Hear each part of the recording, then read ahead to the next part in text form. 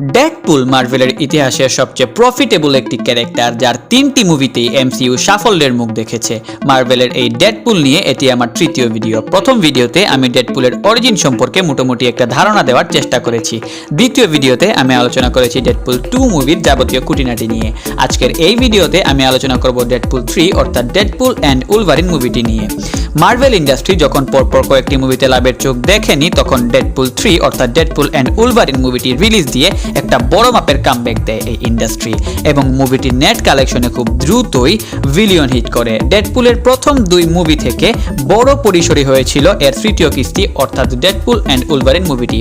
ছোট করে ক্যাপ্টেন আমেরিকারও একটি ক্যামিও ছিল এটিতে।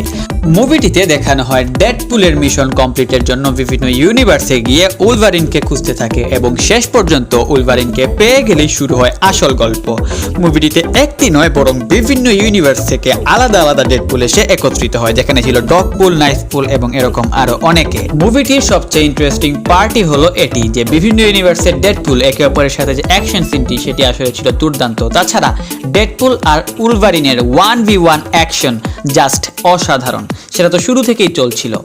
ভিলেন ক্যাসেন্ড্রা নোভায়ের হাত থেকে গোটা ইউনিভার্সকে রক্ষা করতে ডেডপুল আর উলভারিনের এই মিশন নিয়ে তৈরি হয়েছিল ডেডপুল অ্যান্ড উলভারিন মুভিটি, যা খুব দ্রুত বিলিয়ন হিট করে এবং মার্ভেলকে একটা বড়সড় কামব্যাক এনে দেয় যখন মার্ভেলের খারাপ দিন চলছিল।